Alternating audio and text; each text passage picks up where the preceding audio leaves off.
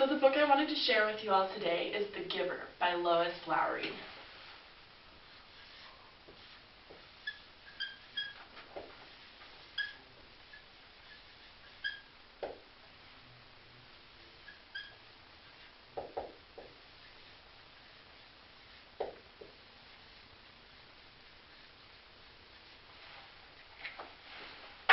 This was one of my favorite stories when I was in 7th grade. I remember reading it and being memorized with the characters in the story and worrying about what happened to them in a way that I had never done with other books before. In this book, Jonas is a 10-year-old who, at the age of 11, at the ceremony of the 11s, gets his assignment into the community. That's when they assign everyone in this community jobs. Their community doesn't have colors. It focuses on this idea of sameness. What if everyone in the community was forced to behave a certain way, never lied, never stole, never cheated on anyone else? Their community might be perfect, but it might have some things missing from it. The giver in this story is the character who keeps all the memories from the past so he can have wisdom.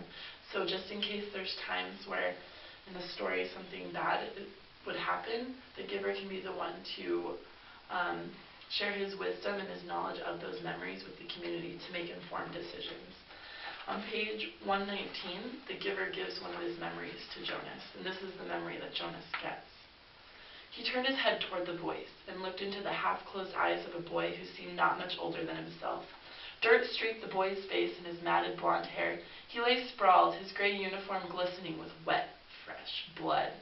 The colors of the carnage were grotesquely bright. The crimson wetness on the rough and dusty fabric, the ripped shreds of glass startlingly green in the boy's yellow hair. The boy stared at him. "Water," he begged. When he spoke, a new spurt of blood drenched the coarse cloth across his chest and sleeve. One of Jonas's arms was immobilized with pain. He could see through his own torn sleeves something that looked like ragged flesh and splintery bone. He tried his remaining arm and felt it move. Slowly he reached to his side, felt the metal container there, and removed its cap. The boy sighed. His head fell back, his lower jaw dropping as if he had been surprised by something. A dull blankness slid slowly across his eyes. He was silent. But the noise continued all around him. The cries of the wounded men, the cries begging for water, for mother, and for death. Horses lying on the ground shrieked. From the distance, Jonas could hear the thud of cannons. Overwhelmed by pain, he lay there in the fearsome stench for hours, listened to the men and animals die, and learned what warfare meant. Finally, when he knew that he could bear it no longer and would welcome death himself, he opened his eyes and was once again on the bed. The giver looked away, as if he could not bear to see what he had done to Jonas. "Forgive me," he said. That's one of my favorite chapters in this book. It talks about warfare.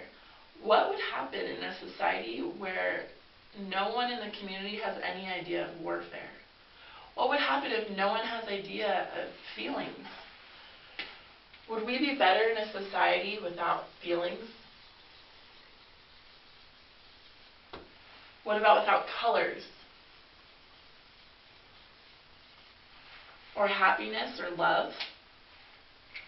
All these ideas are presented in the community that the giver and Jonas both live in. So if you guys want, it'll be here on the board, or you can go to the library and definitely take a look at this book.